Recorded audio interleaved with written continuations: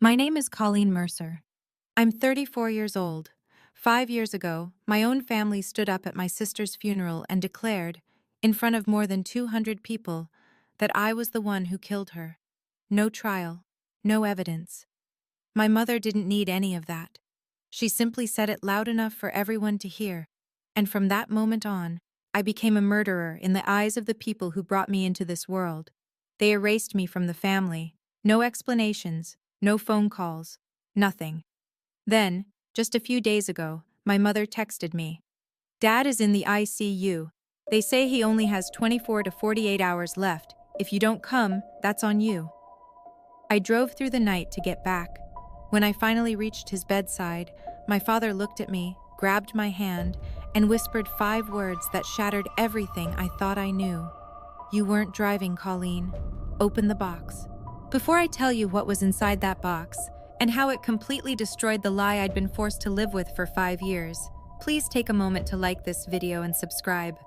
But only if you've ever been betrayed by your own family, or blamed for something you didn't do.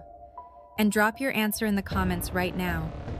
If your family blamed you for a death you didn't cause, would you go back when they called? Type yes or never.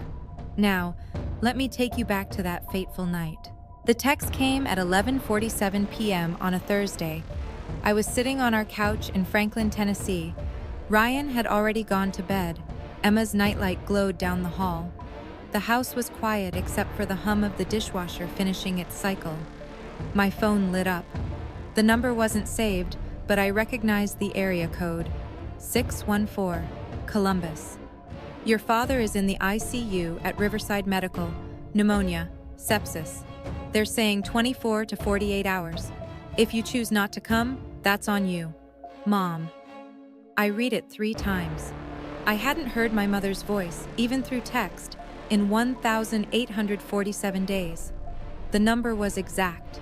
I'd counted. The phrase, that's on you, hit differently than she probably intended. It was the same phrase she'd used 5 years ago, standing in our kitchen 3 days after the crash, when I was still trying to piece together what had happened. If Sophie's gone, that's on you, Colleen. I sat there staring at the screen. I could have deleted it, should have deleted it, but I was already opening Google Maps. Columbus, Ohio to Franklin, Tennessee, 6 hours and 12 minutes. Ryan found me packing a bag at 12:28 a.m. He stood in the doorway of our bedroom, watching me fold a sweater I didn't need. He knew. He always knew. You don't owe them anything, Cole, he said quietly. You know that, right? I know. Then why are you going? I zipped the bag.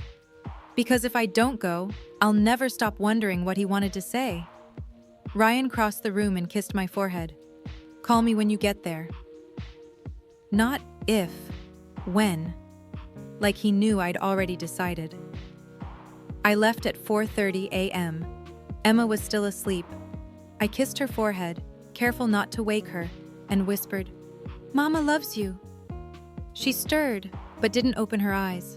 She was 4 years old. She'd never met my parents. She didn't know she had a grandmother and grandfather 6 hours north who'd chosen not to know she existed. I drove I-65 north through the dark. Kentucky appeared in my headlights just after 6. The sun came up somewhere past Louisville, turning the sky pale and cold. At a rest stop just over the Ohio border, I texted Ryan. Past Louisville, 4.5 hours left. He replied immediately, Love you, drive safe. I bought terrible coffee from a vending machine and stood in the parking lot watching semi-trucks pull in and out. The air smelled like diesel and frost. February in Ohio felt different than February in Tennessee. Sharper, meaner. I got back in the car. An old playlist started automatically when I plugged my phone in. Songs from 2020, songs Sophie and I used to sing. I skipped the first one before the chorus hit. By 8:47 a.m., I crossed into Ohio. The state looked the same. The highway, the exits, the gray sky, like nothing had died here. I had 3 missed calls by the time I stopped for gas, all from the same number, all with a 614 area code, Columbus. I didn't recognize it. I didn't call back. The GPS guided me onto I-71, then 270, then the exit for Riverside Medical Center. The hospital appeared on my right, a sprawling complex of glass and concrete that I hadn't seen in 5 years, but remembered with perfect clarity. I parked on level 3 of the garage, 9:53 a.m. I sat in the car for 6 minutes, hands on the steering wheel, staring at the dashboard.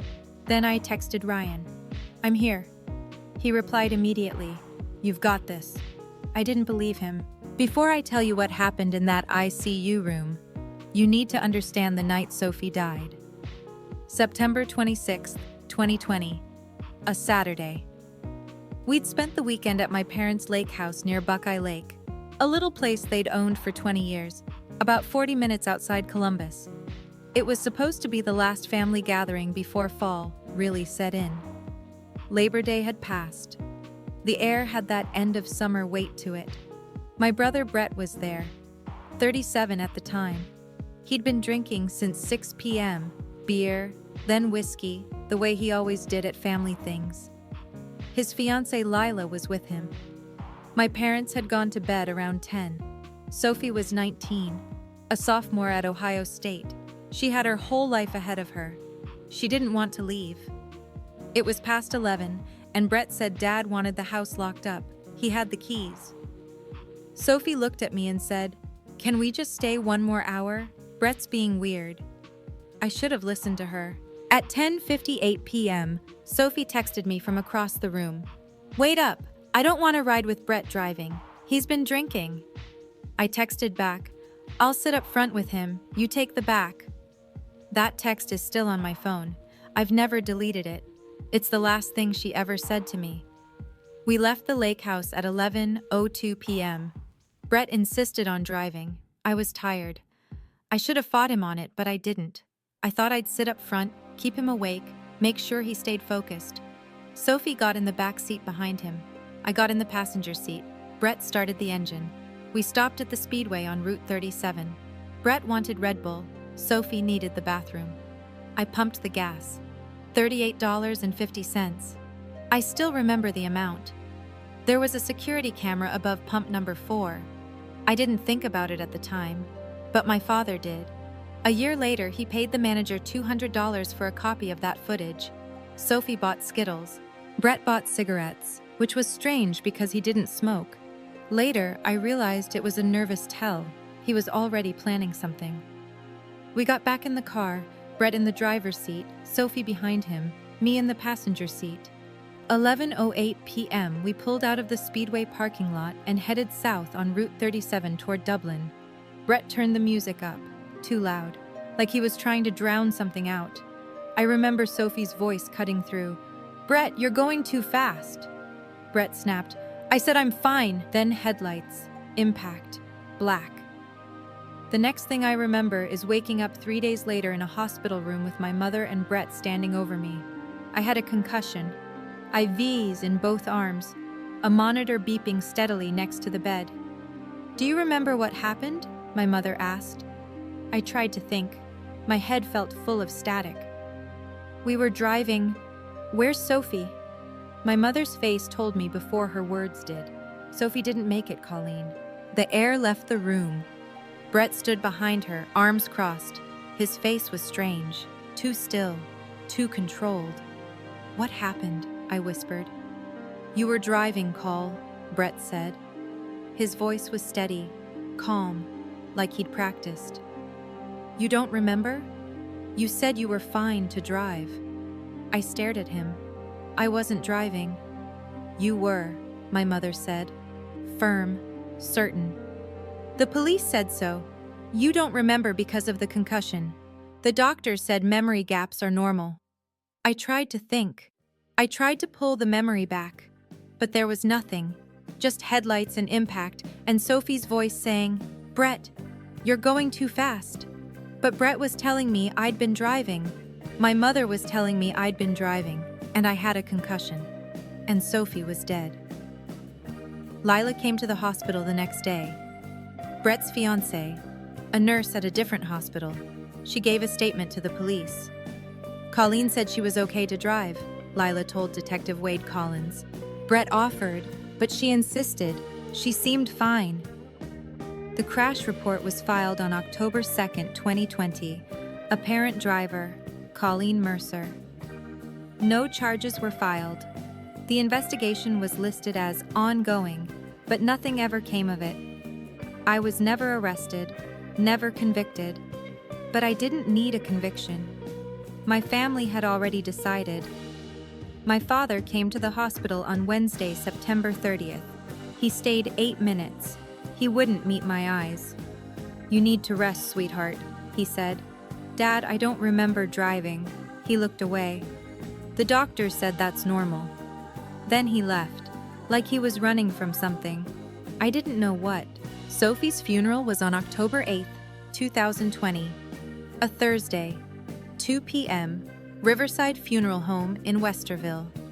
The same place where we'd buried my grandfather 6 years earlier. 200 people came, maybe more. Sophie was in a closed casket, white with pink roses. The impact had been too severe for an open casket. There was a photo of her instead, her high school graduation picture from May. She was smiling. She looked so young. I sat in the back row, my own sister's funeral, and I felt like an intruder. Aunt June, my father's sister, sat next to me. She whispered, "How are you holding up, honey?" I said, "I don't know." That was the truth. I didn't know how I was supposed to feel. Grief and guilt were tangled so tightly I couldn't tell them apart. The burial was at Westerville Cemetery, Section C, Plot 47. Light rain started as the casket was lowered.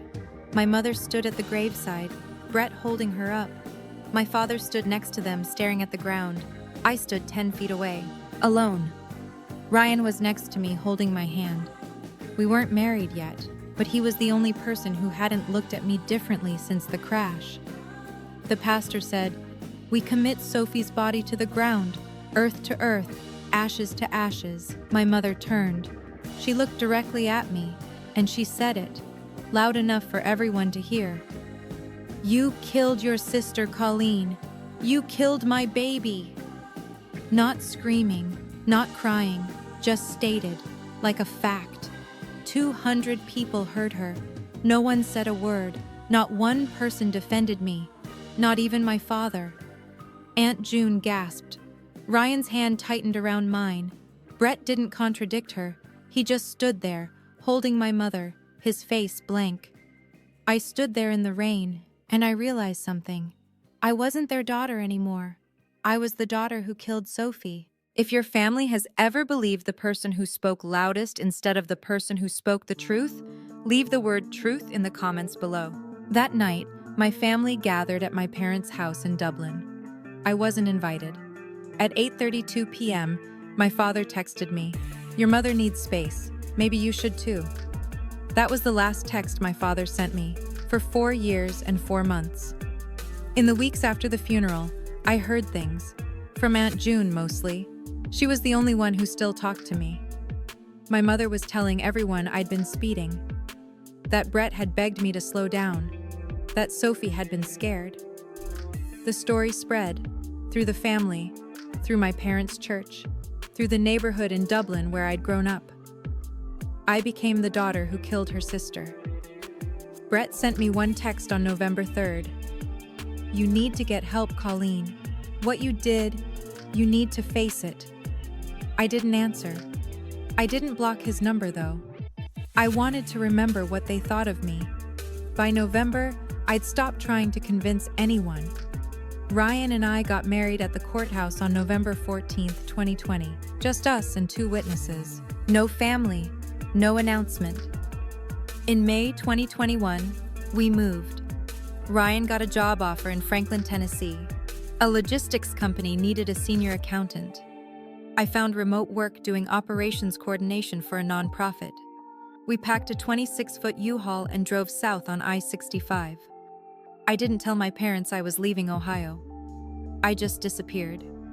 The way they'd made me disappear. Emma was born on December 18th, 2021. 6 pounds, 4 ounces, Williamson Medical Center. The nurse asked, "Does she have a name?" I said, "Emma, after no one. Not after my mother. Not after Ryan's mother. Just Emma. Clean, new, ours." My mother never met her granddaughter. I never told her Emma existed. We built a life in Franklin, 412 Magnolia Lane, a small house with a fenced yard. Emma started preschool last year. Ryan made senior controller. I kept working. We had friends, routines, a normal life. But I couldn't bury the weight of a death I didn't cause. Emma asked me once when she was 3, "Mama, why don't I have a grandma and grandpa?" I said, "You do, baby. They just live far away." It wasn't a lie. They did live far away, in every sense that mattered. I walked into Riverside Medical Center at 10:07 a.m. on February 14, 2026, Valentine's Day. The irony wasn't lost on me. I got a visitor badge from the machine in the lobby, badge number A-0412. The badge had my name printed on it in blocky letters, Colleen Mercer. It felt strange to see that name here, in this building, in this city, like I was someone I used to be. The elevator took me to the 5th floor. I see you. The doors opened, and I smelled it immediately. Hand sanitizer, floor cleaner. That particular staleness that only hospitals have. I'd been in this hospital once before, 5 years ago, when they told me Sophie was dead. The smell was the same. My mother was in the waiting room, sitting in a vinyl chair near the window. CNN played on the TV above her, muted. She looked up when I walked in. She didn't stand. "You're late," she said. I checked my watch. "You said 48 hours. I'm here in 10. She looked older than I remembered. 65, but she looked 70. Gray hair pulled back in a tight bun, lines around her mouth that hadn't been there before. She looked at me like I was a ghost she'd buried. I looked at her like a stranger. "Where's Brett?" I asked. "He'll be here soon. Your father's in room 512. I started to walk toward the ICU. "Colleen," I stopped. "Your father was medicated last night," she said. "He wasn't himself. If he said anything strange, don't read into it." I didn't answer. I kept walking. A nurse met me outside room 512. Her badge said Patel. "Are you family?" she asked. "I'm his daughter." "He's been asking for someone named Colleen. That's you?" "Yes." She hesitated. "He's intubated, sedated most of the time, but he has moments of lucidity. If you're going to see him, now is good. His vitals have been unstable." "What's his prognosis?" "Not good. The pneumonia progressed to sepsis. His organs are failing." "I'm sorry." I nodded. "Can I go in?" "Of course." I pushed open the door. The room was dim. Monitors beeped softly. An IV pump hummed. The ventilator hissed in rhythm. My father lay in the bed, small beneath the white sheets. He'd always been a big man, 6'2", mechanic's hands, broad shoulders, the kind of man who could lift an engine block and make it look easy. Now he looked like he was disappearing. His eyes were open. He saw me. His hand moved, palm up, like he wanted me to come closer. I crossed the room and stood next to the bed. "Hi, Dad," I said quietly. He tried to speak, but the ventilator tube prevented it. He mouthed something. I couldn't make it out. The door opened behind me. My mother stepped in. "Don't tire him out, Colleen." My father's eyes shifted to her. He mouthed one word, "Out." Nurse Patel appeared in the doorway. "Ma'am, he's asking for privacy. Maybe give them a few minutes." My mother's jaw tightened, but she left. The door clicked shut. My father reached under his pillow. His hand shook. He pulled something out. A brass key, small, old, tarnished at the edges. There was a number engraved on it, faint but readable, 214. He pressed it into my palm. His grip was surprisingly strong. I looked down at the key. It was warm from his hand. "What is this?" I whispered. He tried to speak again, but the tube stopped him. He gestured weakly toward the nurse call button. I pressed it. Nurse Patel came back. "What do you need?" My father pointed to the ventilator mask. She understood. She moved quickly, adjusting the tube slightly, giving him a few seconds of airway. "Just a moment," she said. "Make it quick." My father looked at me. His voice came out hoarse, barely audible. "Box 214, 5th 3rd, Hendersonville branch. Don't let Brett see it." The monitor started beeping faster. Nurse Patel moved back in, replacing the mask. "That's all the time I can give you," she said. But my father wasn't done. He grabbed my hand again, pulled me close. He whispered 5 more words. "You weren't driving, Colleen." Then he coughed. The monitors screamed. Nurse Patel hit the call button. "I need you to step back," she said. More staff rushed in. I was pushed toward the door. The last thing I saw was my father's face, his eyes locked on mine.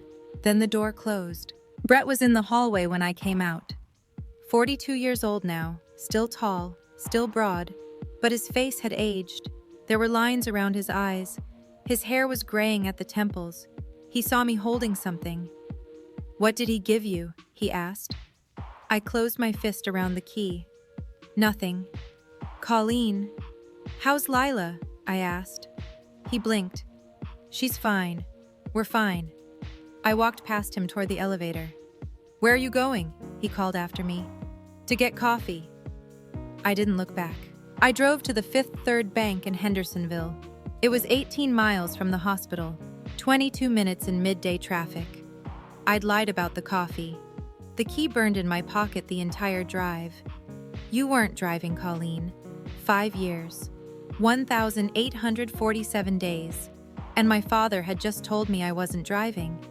The bank was on Main Street, a small branch in a town I'd never been to before.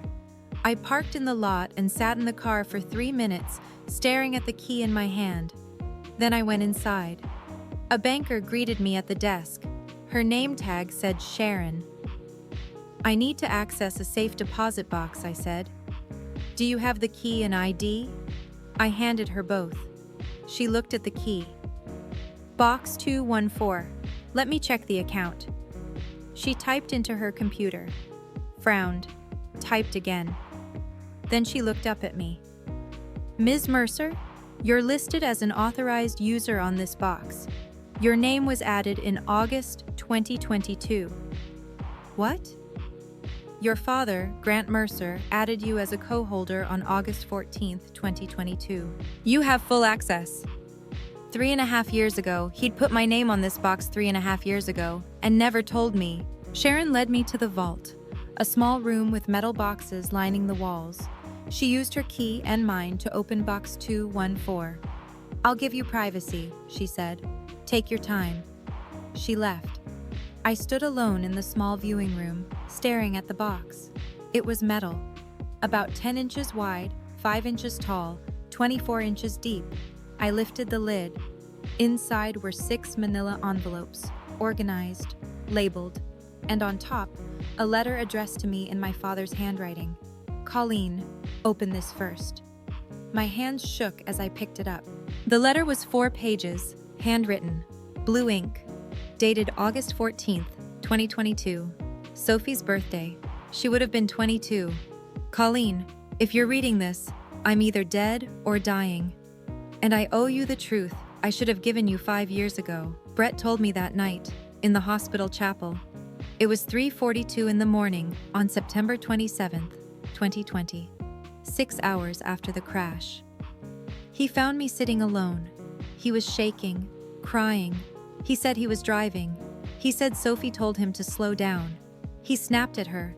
He said the last thing he remembered was her voice saying, "Brett, please." And then the impact. He said he woke up and you were unconscious and Sophie was gone. And he made a choice. He switched places with you. He told me he was terrified, that if they knew he was drunk, he'd lose everything. The business, his future, everything I'd built for him. And then he begged me not to tell your mother. I should have gone to the police right then. I should have told them the truth. I should have protected you, but I didn't. Your mother said, "We can't lose both children. Colleen is strong. She'll survive this. Brett won't survive prison." And I believed her. Or I wanted to believe her, because it was easier than standing up to her. I told myself you were strong. You had Ryan. You'd survive this. Brett had nothing but that business and his future. If he went to prison, he'd never recover. I thought I was protecting my family. I was protecting a lie. By the time I realized how wrong I was, you were gone. You'd moved away. You wouldn't take my calls. So I built you this box. I hired a private investigator. I got the footage. I wrote the affidavit. I documented everything. I couldn't give you justice while I was alive, but I could make sure the truth survived me. I don't expect you to forgive me. I wouldn't forgive me. But you deserve your name back. You deserve to stop carrying Sophie's death. Use this however you need to. I loved you both, but I chose the child your mother wanted me to choose. And I'll die knowing that was the worst thing I ever did. I'm sorry, sweetheart. Dad. At the bottom was a notary seal, dated August 14th, 2022, notarized by Karen Westfield. I read it twice. Then I set it down and opened the first envelope. Envelope 1. Crash report and scene photos. The official crash report. Report number OH-2020-FR-091438. Filed October 2nd, 2020. Franklin County Sheriff's Office. Apparent driver, Colleen Mercer. But beneath it were the scene photos. 14 of them. Photos I'd never seen. The car wrapped around a tree. The driver's side crumpled. The impact angle wrong for the story they'd told. And one photo that made my breath stop. Brett standing next to the wreck. His face pale, his eyes wide. He looked terrified. Envelope 2. Gas station footage. A DVD in a plastic case. Labeled in my father's handwriting. Speedway, Route 37. September 26, 2020. 11:02 p.m. Beneath it, a note. Paid $200 to manager for copy.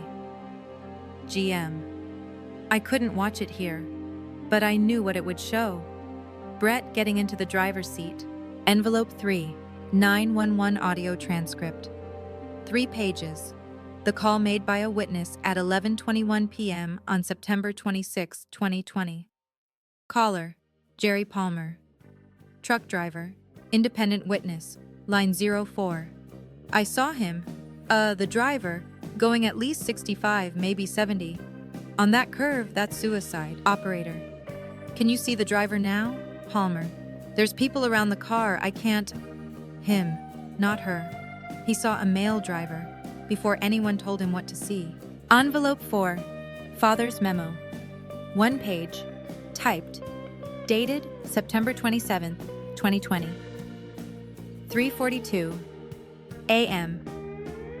Brett found me in the chapel. He was shaking. He said, "Dad, I was driving. I panicked. Colleen was unconscious. I thought if they knew I was drunk, I'd lose everything. Mom can't know. Please, Dad, please." My father knew, within 6 hours of Sophie dying, and he said nothing. Envelope 5. Private Investigator Report 22 pages. Carver and Associates, Cincinnati. Dated April 18th, 2021. Subject, Brett Mercer. Findings. Total debt, $89,400. $52,000 owed to offshore betting accounts. $37,400 in personal loans and credit cards. Business succession plan in place. Grant Mercer to transition ownership of Mercer Automotive. Estimated value $2.1 million to Brett Mercer, pending personal stability assessment. Note: a DUI or manslaughter charge would disqualify succession. Brett didn't just lie to save himself, he lied to save $2 million. Envelope 6. Unsigned affidavit. Dated May 3rd, 2021. I, Grant Mercer, hereby swear under penalty of perjury that my son Brett Mercer confessed to me on September 27, 2020, that he, not Colleen Mercer, was operating the vehicle at the time of the fatal collision that resulted in the death of Sophie Marie Mercer. It went on for 2 pages, detailed, specific, legal, never signed, never notarized, never filed. Paperclipped to it was a sticky note in my father's handwriting. I couldn't do it. If I file this, your mother will never forgive me. Brett will go to jail. The business will collapse. Our family will be destroyed. I'm sorry, Colleen. I'm a coward. But I'm keeping this, in case you ever need it. Dad. I sat in that viewing room for 40 minutes. The receipts spread out in front of me. Crash report, gas station footage, 911 transcript, father's memo, PI report, unsigned affidavit.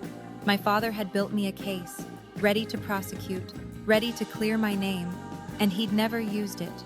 He knew, for 5 years, and he left me proof instead of protection. I didn't cry. I felt something colder than grief. Clarity. They didn't just let me take the blame. They needed me to. I made copies at the bank. Sharon helped me without asking questions. Then I drove back to the hospital. It was 1:48 p.m. when I walked into the ICU waiting room. Brett and my mother were there, sitting in the same chairs. My father was still unconscious. Lila had arrived, Brett's wife now. She looked uncomfortable, like she didn't want to be here.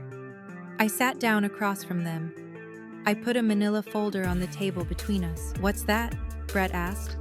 Dad left me a safe deposit box, I said, full of things he'd been saving, about the night Sophie died. Brett's face went white. My mother said, Colleen, your father was medicated. He wasn't himself. I opened the folder. The crash report says I was driving, I said. But the scene photos show the driver's side took the worst impact. If I'd been driving and hit that tree the way the report says, the damage pattern would be different. I laid the photos on the table. Aunt June appeared in the doorway. She'd arrived while I was gone. She stepped closer. This is ridiculous, my mother said. I pulled out the next item. Dad got the security footage from the speedway on Route 37, time-stamped 11:02 p.m., 18 minutes before Sophie died. I set the DVD case on the table. It shows you getting into the driver's seat, Brett, not me. Brett stood up. You don't know what you're talking about.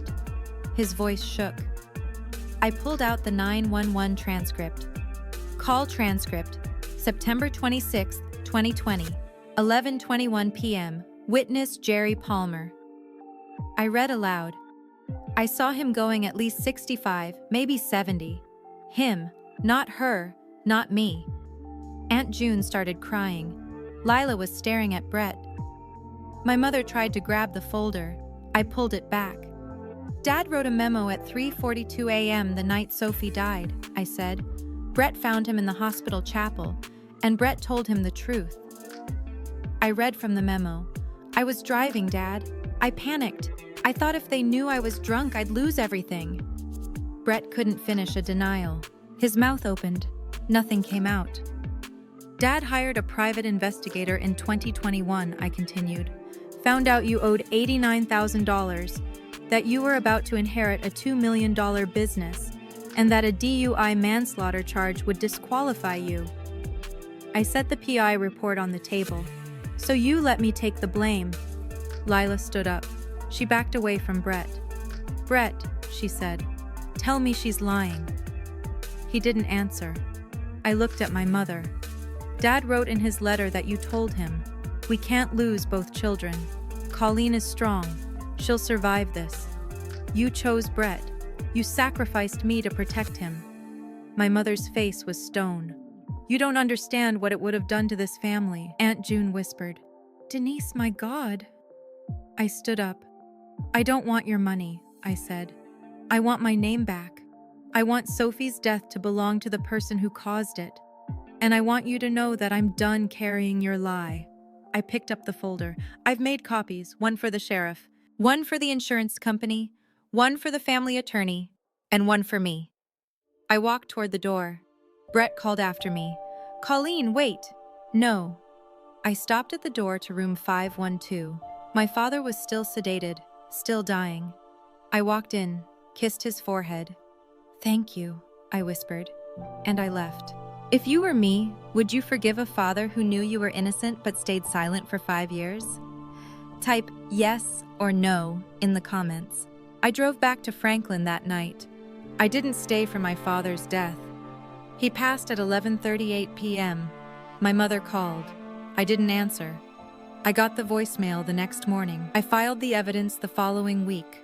Certified mail to the Franklin County Sheriff's Office, to Progressive Insurance, to the family attorney, Dale Simmons.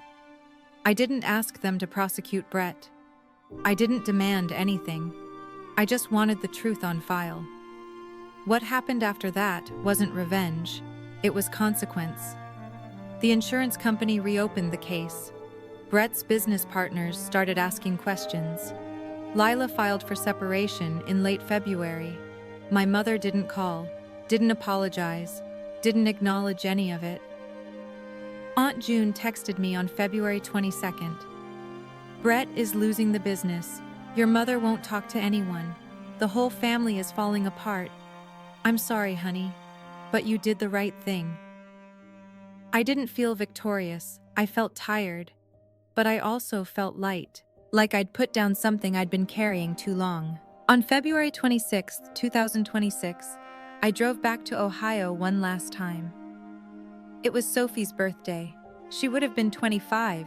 I didn't see my family. I went to Westerville Cemetery instead. Section C, Plot 47.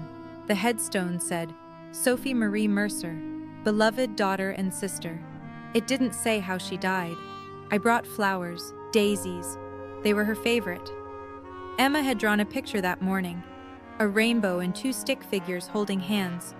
She'd written for Aunt Sophie across the top in wobbly letters.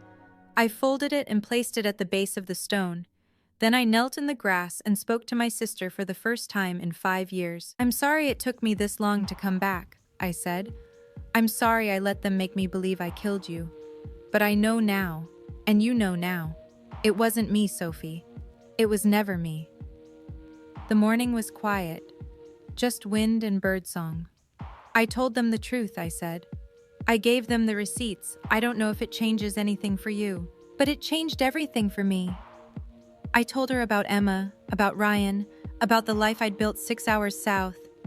"I'm done carrying your death," I said. "I'm going to carry your memory instead, the real one, not the one they made up." I stayed for 40 minutes. When I left, I didn't feel guilty anymore. I felt grief, clean grief, for a sister I loved, and that was something I'd never been allowed to feel before. Ryan asked me when I got home, "Do you think you'll ever talk to them again?" We were sitting at the kitchen table. Emma was coloring. The window was open. Spring air drifted through. "Maybe," I said, "but only if they're ready to hear the truth." He nodded. He understood. My mother called a few days later, left a voicemail. "Colleen, your father is gone. Brett is struggling. This family is broken. Can we please talk?" I saved the voicemail, but I didn't call back. She wanted to talk, but she still hadn't apologized, and I didn't owe her a conversation. Aunt June is the only one I still talk to, every 2 weeks. She tells me what's happening. She doesn't ask me to fix it. She asked me once, "Do you think you'll ever forgive them?" I said, "I don't know, but I don't have to decide that today." The door to my family is open, but it's conditional. They have to acknowledge what they did. They have to apologize.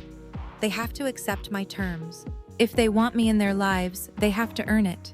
The door belongs to me now, not them. I'm sitting on my porch right now. It's evening. Emma's riding her bike in the driveway. Ryan's grilling chicken. The sky is turning pink. This is my life, not the one my family tried to write for me, the one I built when they erased me. My father couldn't be brave when I needed him, but he gave me the tools to be brave for myself. And maybe that's the best apology he could give. I don't know if my mother will ever admit what she did. I don't know if Brett will ever face real consequences. I don't know if this family will ever be whole again. But I know this. For 5 years, I carried a death that wasn't mine. Now, I only carry the truth. And that's a weight I can live with. The door is mine now. I decide who walks through.